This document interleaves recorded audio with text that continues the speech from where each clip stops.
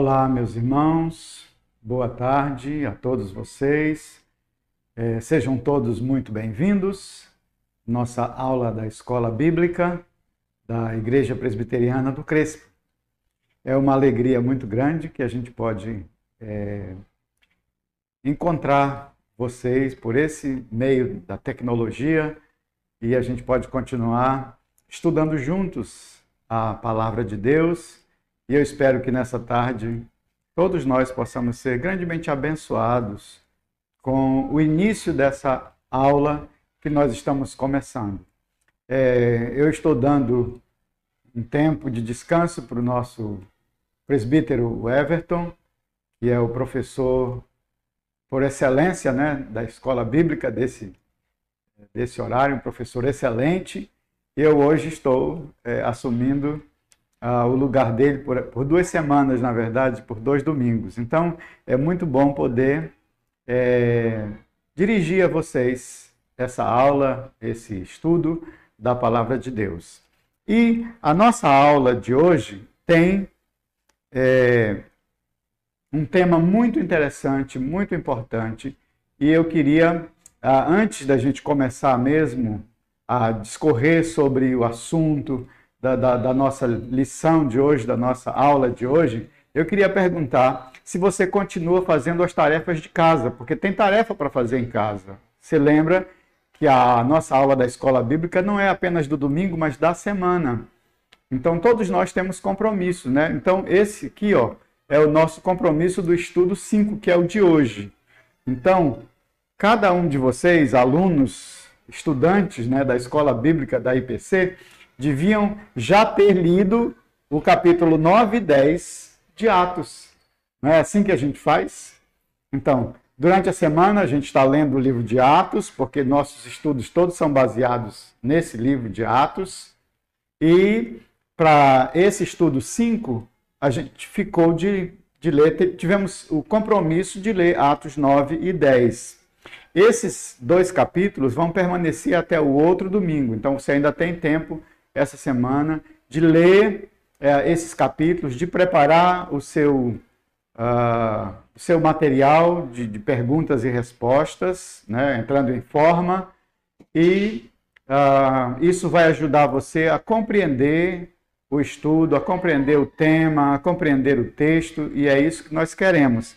Nós não queremos trazer para você o conhecimento e enfiar na sua cabeça. Nós queremos que você adquira esse conhecimento juntamente conosco. Né? Nós somos apenas facilitadores para você poder, em casa, continuar estudando, aprendendo na sua Bíblia e no material que nós temos. Então, nós estamos então no estudo número 5 e o estudo número 5 tem esse assunto, o poder da comunhão na adversidade, o poder da comunhão na adversidade. Isso é muito interessante, né, porque nós vamos ver como é que isso funciona. É claro, né, que todos nós temos muitas dificuldades de relacionamentos, isso é normal, é nosso. Mas isso não significa que nós não temos a oportunidade de melhorar nossos relacionamentos em diversos âmbitos da nossa vida, né? Então, é necessário, por isso, estudar sobre comunhão é alguma coisa muito interessante para nós, para a igreja. Sempre foi alguma coisa de Deus para a vida do seu povo, para a vida da sua igreja e continua sendo até hoje. Então, voltar a pensar sobre esse tema, sobre esse assunto, é de grande importância para todos nós. Então, esse é o estudo número 5. E a gente podia começar, então, com essa pergunta. O que é comunhão? Pense um pouquinho aí na sua casa. O que é comunhão? Como você definiria essa palavra, né? Comunhão? A gente pode pensar um monte de coisas, talvez a gente já tenha na mente impregnado algumas respostas, mas é sempre muito importante que a gente pense mais profundamente, olhe as Escrituras, olhe para a nossa vida, olhe para o nosso exemplo, olhe para a nossa igreja, olhe para todos os nossos relacionamentos, para a gente entender o que Deus realmente está nos ensinando com essa questão da comunhão. Então, a gente podia pensar em algumas coisas. Será que comunhão é apenas amizade? Será que amizade é tudo na comunhão? Ah, é meu amigo, então, beleza. Porque a gente chama muita gente de amigo, mas a gente tem comunhão. A gente até chama muitos irmãos e de amigos, mas a gente tem comunhão com eles ou a gente só encontra com eles no domingo, diz oi, cada um vai para sua casa e durante a semana a gente não pensa em ninguém, a gente não entra em contato com ninguém, a gente não se preocupa com ninguém, a gente não ora por ninguém. Seria isso comunhão? Apenas amizade? Seria apenas repartir coisas? Comunhão é só repartir coisas? É só ajudar pessoas a comer? É só ajudar pessoas a pagar alguma conta? Será que isso só é comunhão? Ou é muito mais do que isso? Nós vamos ver tudo isso hoje. Então se prepare aí onde você está, fique em oração, né? Mantenha sua Bíblia. Se você tiver um papel, uma caneta para você anotar alguma coisa, senão você pode rever depois essa mesma aula. Seria comunhão apenas participar de eventos juntos? Seria apenas participar do culto juntos? Isso já seria comunhão? Muita gente vai aos templos, assistem o culto, eles nem participam às vezes, apenas assistem e vão embora. Será que isso, por si só, a gente pode chamar de comunhão? Eu penso que deve ser alguma coisa mais do que isso. Seria apenas morar na mesma casa com alguém? Isso por si só é comunhão? E nós sabemos que não. Porque tem muita gente que mora junto, mas não tem verdadeira comunhão. Conversam o mínimo possível, falam o mínimo possível, mas comunhão é mais do que morar na mesma casa. É mais do que ser marido e mulher, é mais do que ser pai e filhos. Comunhão é muito maior do que isso, né? E a gente vai aprender hoje. Eu espero que a gente aprenda hoje algumas coisas muito importantes de Deus para a nossa vida sobre essa questão da comunhão. Bom, nós convivemos com modelos diferentes de relacionamentos. Isso fica muito claro, né? Quando a gente pensa na vida, quando a gente pensa na prática, né? Naquilo que a gente vive na prática. É que há alguns modelos. Pelo menos hoje eu queria falar de 2 modelos de relacionamentos. Eu queria falar desse modelo que é mundano, que é um modelo do mundo, que alimenta apenas a nossa carne, mas não alimenta o restante da nossa vida. Não alimenta nossas emoções, não alimenta a nossa vida espiritual, não alimenta nosso relacionamento com Deus. É um modelo mundano, um modelo do mundo. E a gente vai entender por que é um modelo mundano. É esse modelo individualista ou individualismo. Esse é um modelo de relacionamento. E o que seria, então, individualismo? Não sei se você tem uma ideia clara do que é individualismo, né? Mas eu quero mostrar para você, eu quero apresentar para você, e eu queria que você pensasse, será que eu não me encaixo nesse negócio? Será que eu não estou incluído? Será que eu não estou vivendo um projeto individualista? Será que eu não estou tendo relacionamentos assim? Será que os meus relacionamentos não têm sido assim? Então eu quero mostrar para você o que é individualismo. Eu quero que você leia juntamente comigo aqui nesse quadro, porque diz assim que individualismo é uma corrente ideológica que dá ênfase em um estilo de vida egoísta, capaz de sugar tudo e todos em benefício apenas do seu próprio bem-estar. Olha que coisa interessante. Pense nisso. Será que nos meus relacionamentos eu não estou fazendo exatamente isso, sugando as pessoas, sugando os meus amigos, sugando minha família em benefício meu, somente meu, apenas no meu bem-estar? E olha só o que mais é individualismo. É uma atitude de quem vive exclusivamente para si. Não pensa nos outros. Não é capaz de pensar no bem-estar, na saúde, na vida dos outros e, em pensando sobre os outros, se dispor, né, a ajudar, a atender, a abençoar a vida do outro, a pelo menos orar pelo outro. Nossa oração, muitas vezes, é egoísta. nós oramos apenas por nós. Há um caso muito interessante na Bíblia sobre a vida de Jó. Lá no final do livro de Jó, diz que Deus abençoou a vida de Jó quando ele orava pelos seus amigos. Então, Jó é um modelo de alguém que não é individualista. Jó não usa esse sistema de vida que é mundano, né, para sugar as pessoas. Jó demonstra que não é assim. Até porque ele está orando por aqueles que se diziam amigos dele, que só trouxeram coisas, pensamentos e ideias e acusações que não eram boas e que não eram de Deus para a vida de Jó. Mas Jó orava por eles. E diz que Deus abençoou a vida de Jó quando Jó se dedicava a orar por seus amigos. Então, o estilo de vida de Jó não é individualista, não é egoísta. Ele não está dizendo, oh, Deus me cura, Deus sara minhas feridas, me dá minha família de volta. Não. Deus deu tudo isso para Jó, mas Jó orava pelos seus amigos. Então pense nisso. Como isso traz a gente, né, para pensar como que a gente está vivendo nesse tempo agora. Pense nisso, não deixe de pensar sobre isso. Esse é um modelo do mundo, esse é um modelo que nós estamos vendo que tem a ver com o individualismo. Esse individualismo leva a gente a viver isso aqui, ó. A gente começa a sugar as pessoas, a sugar os outros, a atenção dos outros, né? A gente não dá atenção para ninguém, mas a gente quer a atenção de todo mundo.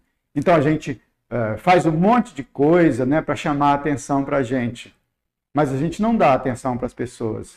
A gente quer ser beneficiado, mas nós não queremos beneficiar ninguém. Esse é um modelo mundano. E isso não é realmente uma coisa de Deus para nós. O segundo modelo que eu queria mostrar para vocês e pensar junto com você, eu quero que você ponha a sua cabeça para pensar.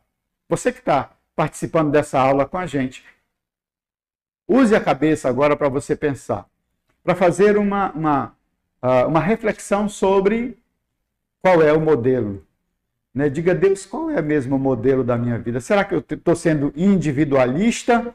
O segundo modelo é o modelo de Deus. A gente viu um modelo puramente mundano, humano, um modelo que entrou na vida humana por causa do pecado. Né? Por causa do pecado. Então, esse modelo não é de Deus, mas agora a gente vai ver qual é o modelo de Deus. E o modelo de Deus é comunhão. Ou essa palavra que todo mundo gosta de usar, né? Koinonia, que significa exatamente comunhão. Então, esse é o modelo de Deus, a comunhão. Agora, o que será isso, comunhão? O que será koinonia? Então, eu quero apresentar para você, quero dizer para você o que é isso, como é que é isso mesmo na vida, né? Então, comunhão é o estilo de vida ensinado no Antigo Testamento e ensinado por Jesus e que foi praticado pelos discípulos e pela igreja primitiva. Indica vida em comunidade, compartilhando fé, amor, esperança, sentimentos, necessidades e tudo que possa beneficiar a vida do outro. E não exatamente a minha, em primeiro lugar eu. Não em primeiro lugar a minha vida, né? Mas a vida do outro ou dos outros que estão comigo. Isso é comunhão. Então, comunhão me leva a esse estilo de vida que é completamente diferente do anterior, do individualista, que é voltado para mim mesmo, né? Eu gosto de me olhar no espelho e me admirar. Esse é um narcisismo individualista. Aqui não. Ainda que eu olhe no espelho, eu me vejo, eu cuido de mim, mas eu estou preocupado também com aqueles com os quais eu estou convivendo. Então, é o estilo de vida ensinado. Veja que isso aqui não é uma utopia, não. Né? Não é uma utopia, nem é uma ideologia, mas é o ensino de Deus, é o ensino da palavra de Deus. A gente pode ver isso tanto no Antigo Testamento, como também no ensino de Jesus. A gente vê isso na vida dos discípulos, não é? E na vida da primeira igreja lá do Novo Testamento. Então, esse estilo de vida indica essa vida em comunidade com mais alguém, não solitário, não sozinho, mas é sempre conviver, ou viver com os outros, viver com os demais. E enquanto eu vivo com os demais, eu partilho com eles a minha fé. Eu compartilho com eles amor. Eu compartilho com eles a mesma esperança, né? Mesma fé, mesmo amor, mesma esperança, mesmo Senhor. Tudo aquilo que Paulo coloca lá em Efésios, né? Então, fé, amor, esperança, os meus sentimentos, né? A gente tem tanta dificuldade de expressar e de compartilhar os sentimentos, aquilo que a gente está vivendo aqui dentro da gente. E às vezes a gente é consumido, adoece por causa desses sentimentos que nós não compartilhamos com ninguém. Que às vezes o marido nem fala para a esposa nem fala para o marido quais são os seus sentimentos, né, por ela, por ele. Nunca diz para os filhos e nunca transforma esse sentimento em ação, em atitude, né? Às vezes há pais que nunca abraçaram seus filhos e disseram para eles, olhando no olhinho deles, né, assim, eu te amo, meu filho, eu te amo, minha filha. Nunca disseram para a esposa, ou a esposa nunca disse para o marido, mas eles estão lá na mesma casa. Esse modelo aqui de Deus, ele é diferente. Ele abre nosso coração, abre nossos lábios, abre os nossos olhos, abre a nossa mão. Olha o que esse modelo abre, né? Esse modelo de Deus. Abre os nossos olhos para ver os outros. Abre a nossa boca para falar com os outros. Abre nosso coração para compartilhar sentimentos, alegrias, né? E abre o nosso bolso, abre a nossa mão para estender e abençoar a vida de muita gente. Então, por isso é sentimentos, necessidades e tudo que possa beneficiar a vida do outro ou dos outros. Então, esses dois modelos, eu queria que você prestasse bem atenção e que você pudesse perceber o que está conduzindo a minha vida, aquele modelo mundano do individualismo ou esse modelo da comunhão. O que assim, conduz a minha vida no meio onde eu vivo, na minha casa, na igreja, no meu trabalho? O que conduz a minha vida? A minha vida é conduzida por esse modelo de Deus ou por aquele modelo mundano? Então, pense sobre isso, ore por isso, né? Se você tem alguma dificuldade. Então, olha só, o princípio da nossa aula de hoje é: viver em comunhão é o modelo alternativo de Deus para os seus filhos. Esse é o modelo de Deus. É alternativo porque o modelo que é natural nosso é ser individualista por causa da queda, por causa do pecado. O pecado contaminou nosso coração e, assim, adoeceu nossos relacionamentos. Mas Deus entra na nossa história para nos dar um modelo diferente daquele.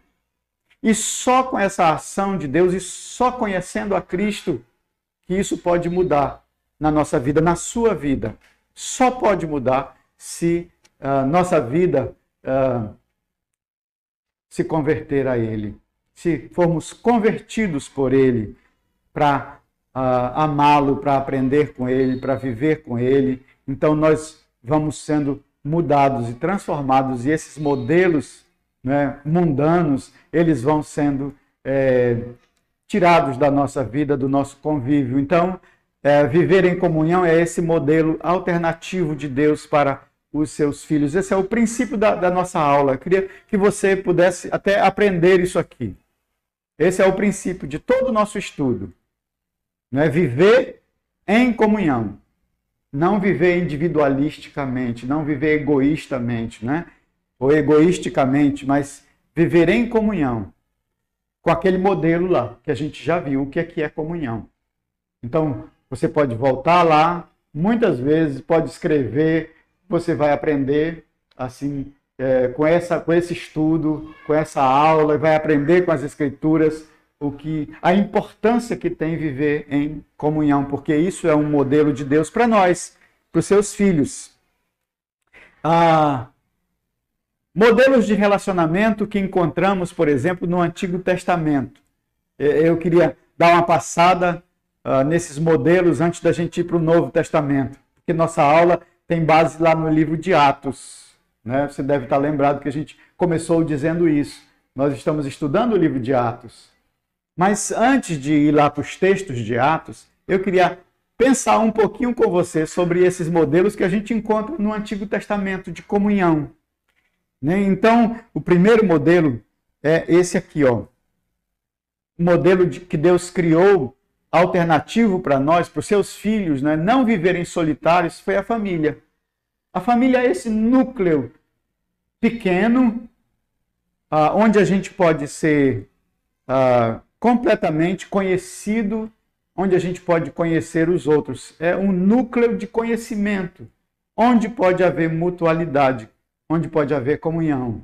Então a gente lembra, né, desde Adão e Eva, que é o primeiro casal, e depois os seus filhos, né, até o final do período dos reis e profetas, a família é esse núcleo da comunhão. Né? A gente tem lá Noé e sua família, Jó e sua família. Então, a gente olhando, né, na história, a gente vai ver sempre famílias. Né? Então, nós temos esse modelo de famílias. Tem a família de Abraão, tem a família de Isaac. Né? E, então, são famílias.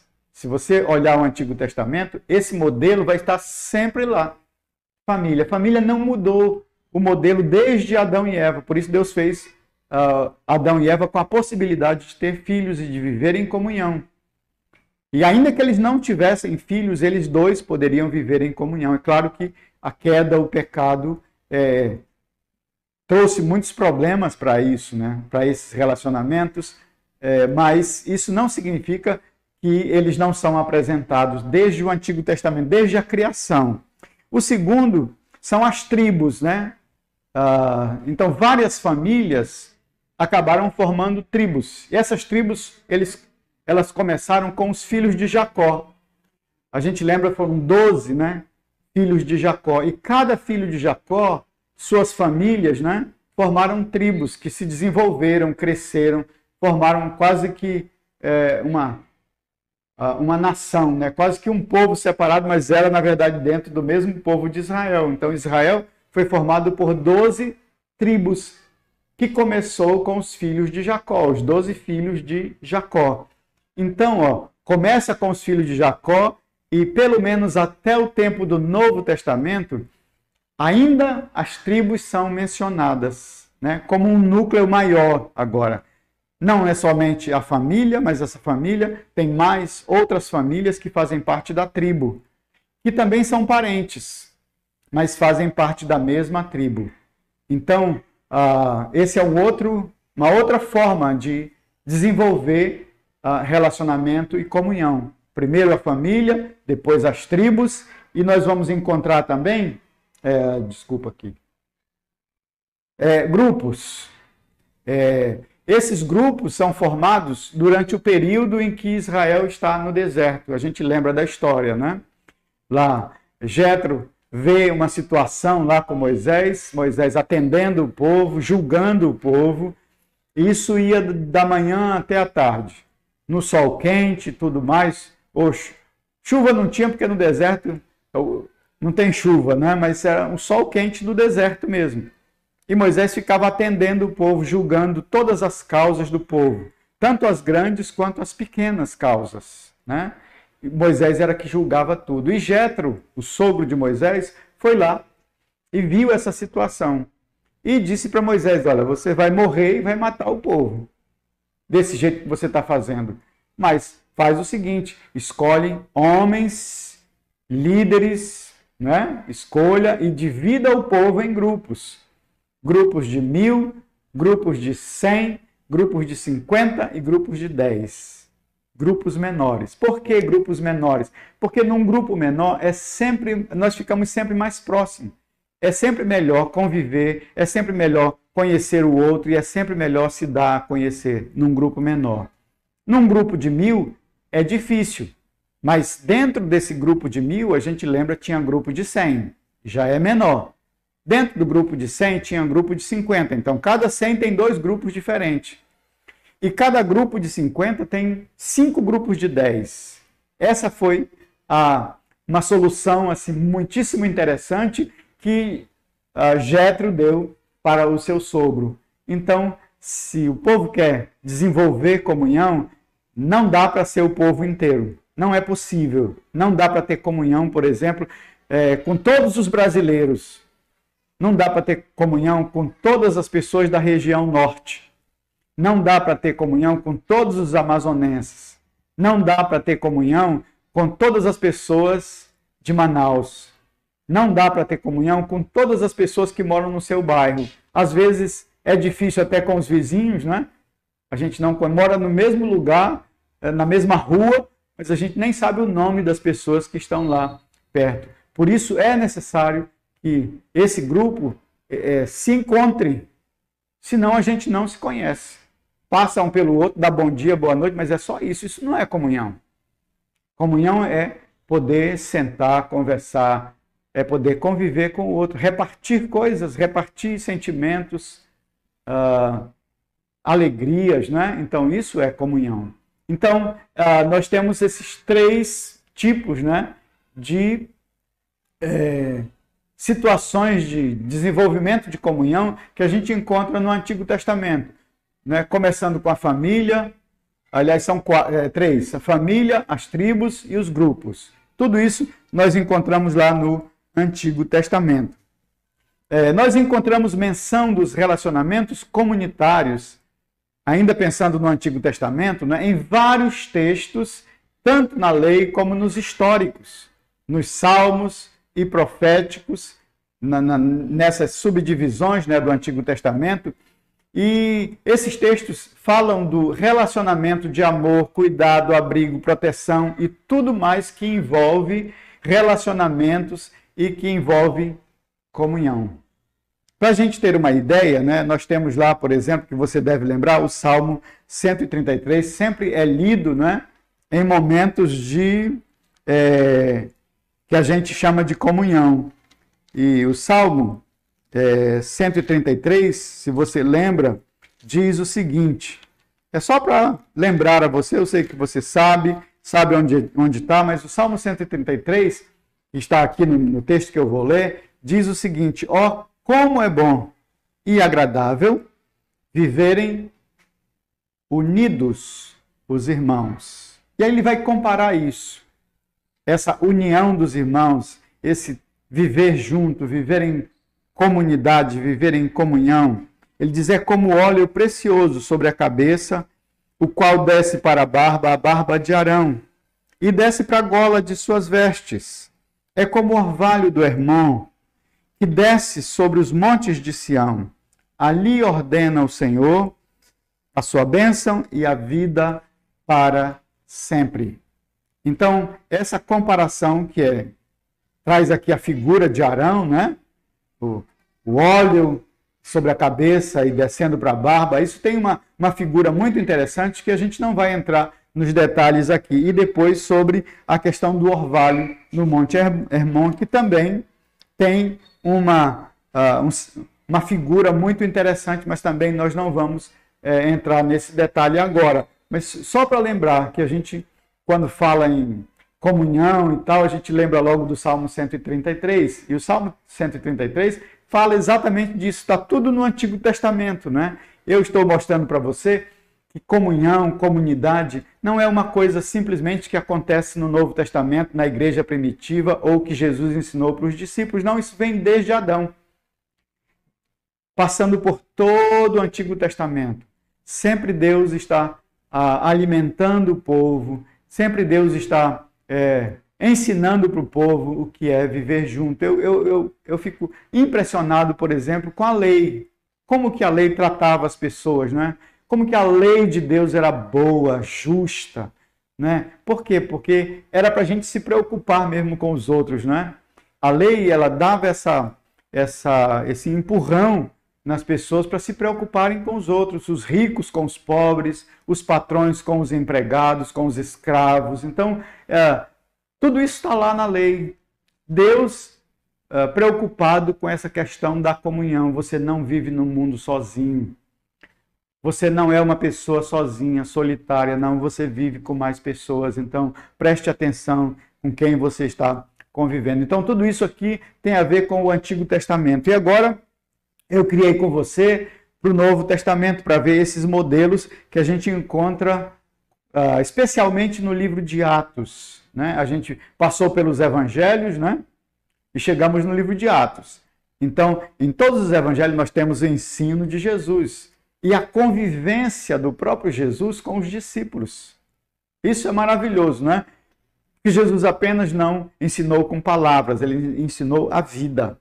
Como que os discípulos deviam viver, como eles deviam se preocupar uns com os outros e com as pessoas que estavam com ele. Jesus demonstrou isso, curando pessoas, atendendo pessoas, evangelizando. Então, Jesus sempre fez isso e ensinou os discípulos como eles deviam agir nessa questão da comunhão. E eu tenho 3 textos que estão na lição de hoje, no texto de hoje, né? O primeiro texto é esse aqui, ó, Atos 2, 42 a 47. E eu queria que você pudesse ler aqui mesmo, no seu celular ou na sua TV, ou na sua Bíblia. Depois você pode olhar de novo na sua Bíblia. Diz assim: e perseveravam na doutrina dos apóstolos e na comunhão, no partir do pão e nas orações. Em cada alma havia temor, e muitos prodígios e sinais eram feitos por intermédio dos apóstolos.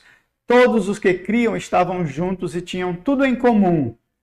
Comunhão comum. Vendiam suas propriedades e bens, distribuindo o produto entre todos à medida que alguém tinha necessidade. Diariamente perseveravam unânimes, juntos, né? Unânimes, perseveravam no templo, partiam pão de casa em casa e tomavam as suas refeições com alegria e singeleza de coração, vivendo juntos, louvando a Deus e contando com a simpatia de todo o povo. Enquanto isso, acrescentava-lhes o Senhor dia a dia os que iam sendo salvos. Esse é o primeiro texto. O segundo texto de Atos é o capítulo 4, versos 32 a 37, que diz assim, preste atenção, olhe, leia aí na sua tela. Da multidão dos que creram era um o coração e a alma. Olha que coisa linda, né? Da multidão, fala de multidão. Mas essa multidão vivia em comunhão, era um o coração e a alma. Ninguém considerava exclusivamente sua nenhuma das coisas que possuía, tudo, porém, lhes era comum. Com grande poder, os apóstolos davam testemunho da ressurreição do Senhor Jesus e em todos eles havia abundante graça, pois nenhum necessitado havia entre eles, porquanto os que possuíam terras ou casas, vendendo-as, traziam os valores correspondentes e depositavam aos pés dos apóstolos. Então, se distribuía a qualquer um, à medida que alguém tinha necessidade. O terceiro texto é esse, Atos 5:1. Na verdade, é até 21, não é até 16. Mas vamos lá.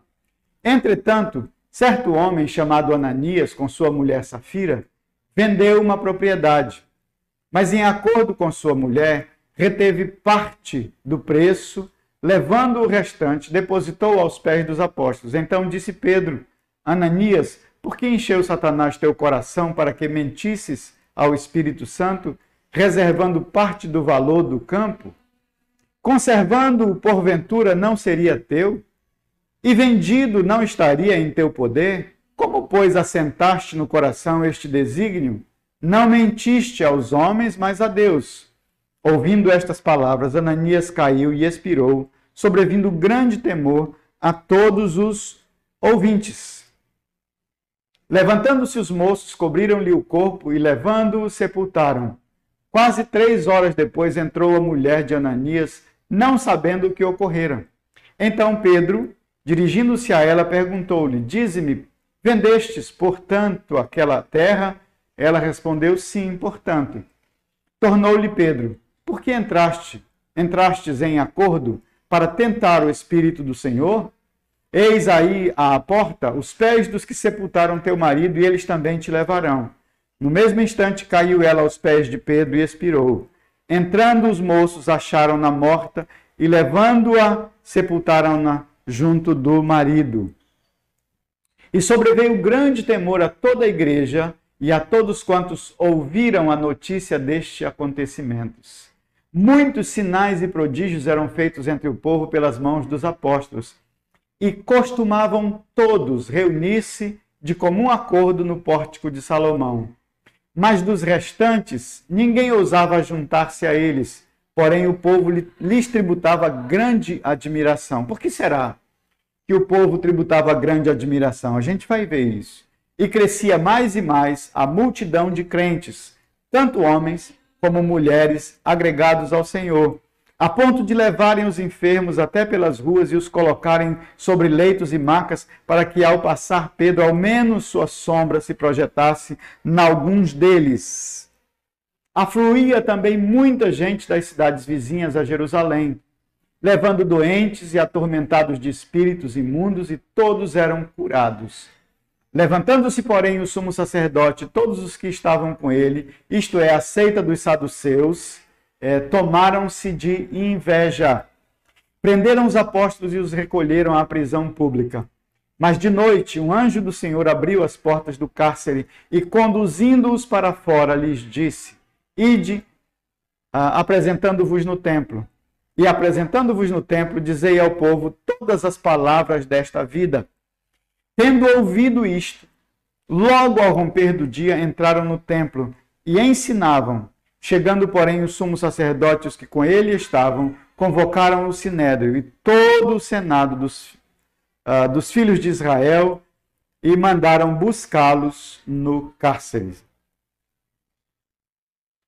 Então, esses 3 textos, a gente vai...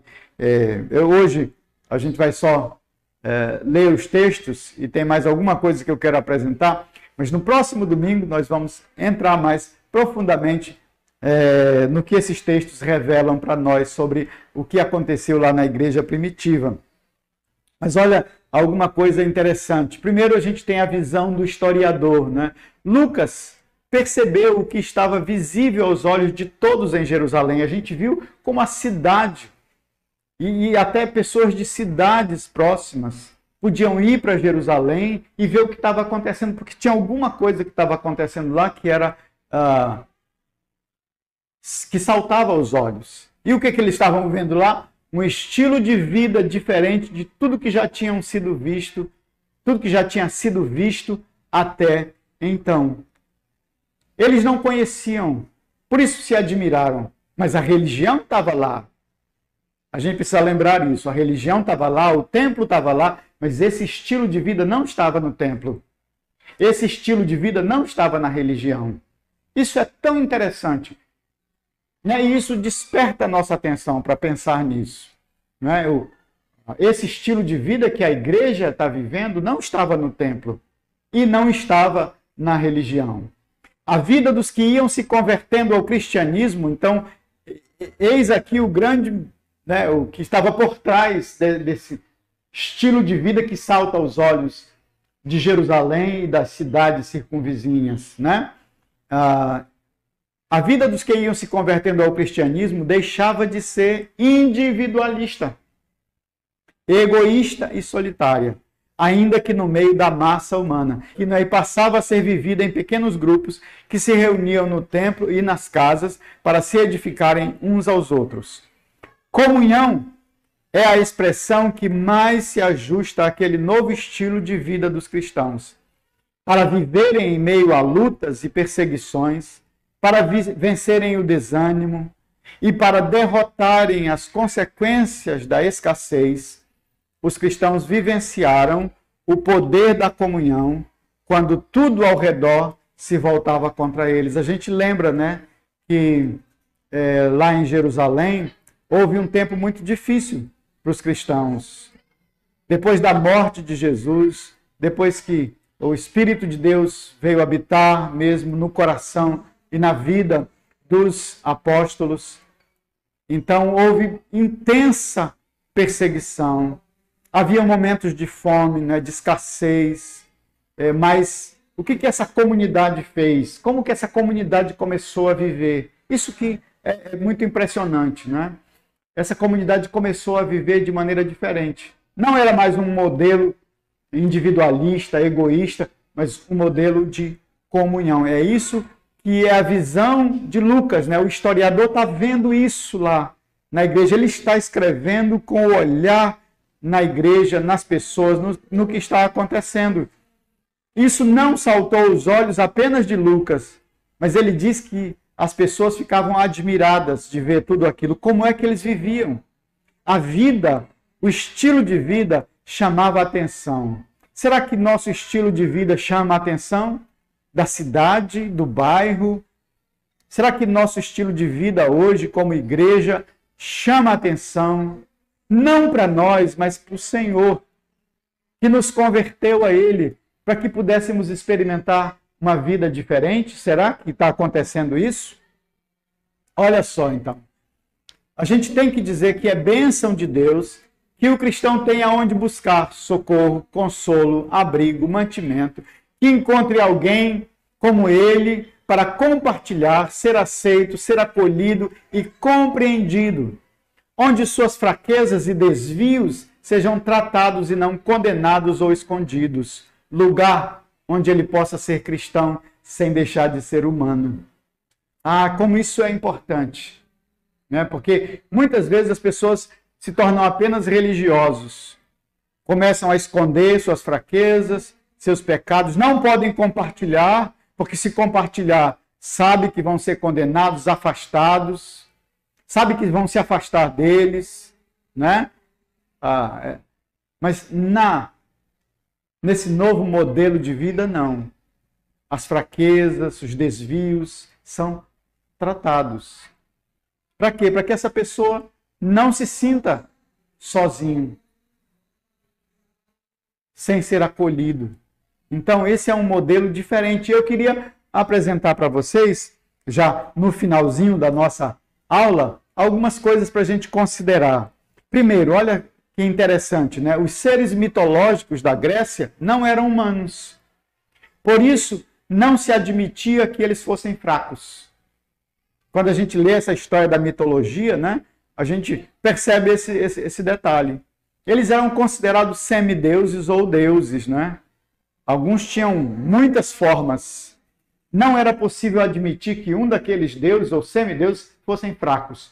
Por isso eles sempre vinham em socorro e traziam vitória para a Grécia, né? Então não era possível admitir que eles apresentassem qualquer fraqueza.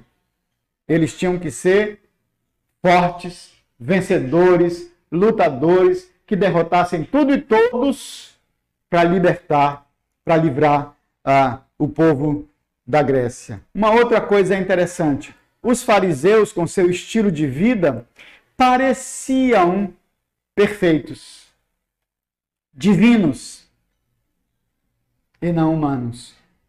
Né? Por isso, Jesus muitas vezes fez questão de falar sobre fariseus, saduceus, né?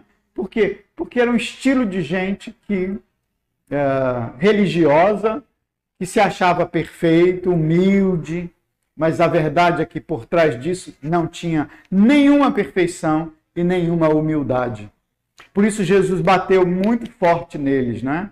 Porque eles não aceitavam o menor deslize de ninguém, mas escondiam os deslizes deles.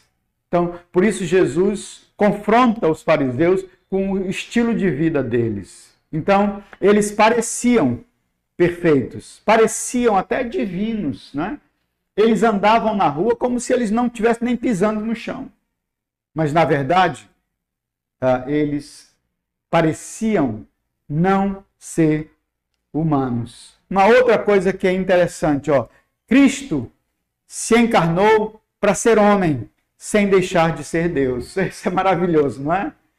Cristo se encarnou para ser homem, mas ele não deixou de ser Deus. Por isso ele era 100% Deus, o Deus eterno.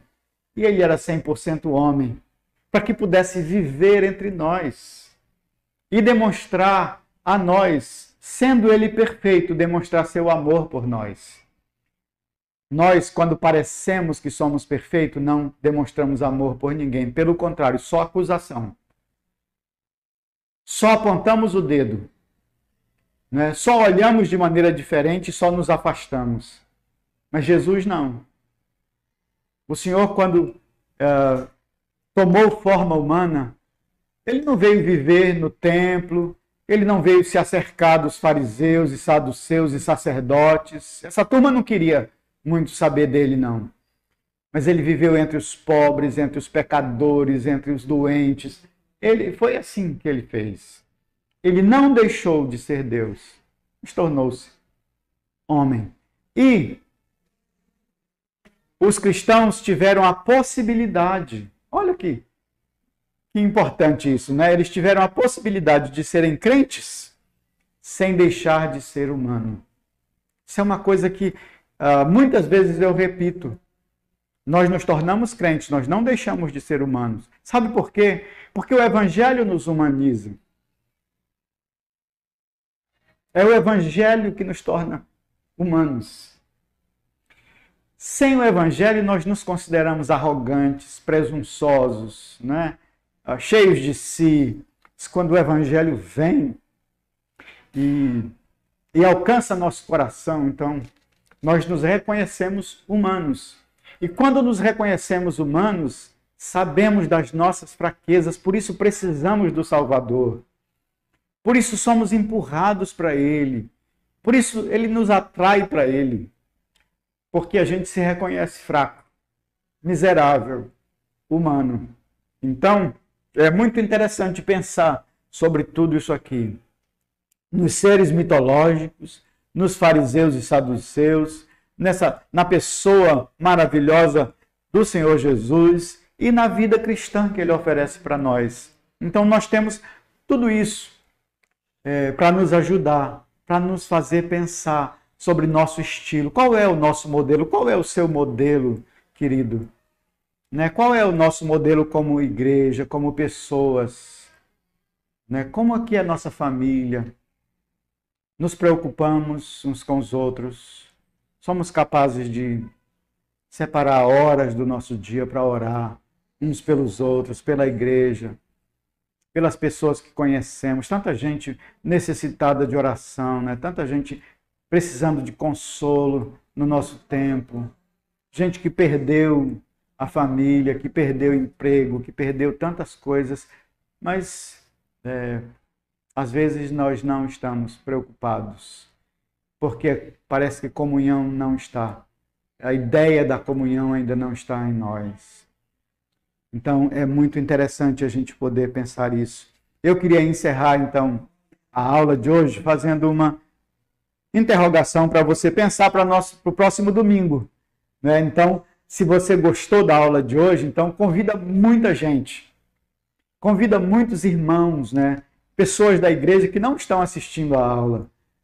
Ligue para elas, mande mensagem, olha, assista a aula da escola bíblica, está na sua casa, você não precisa sair de casa por enquanto, é só ligar o seu computador, o seu celular, sua TV, entrar lá no YouTube e acessar a nossa aula, acessar a escola bíblica.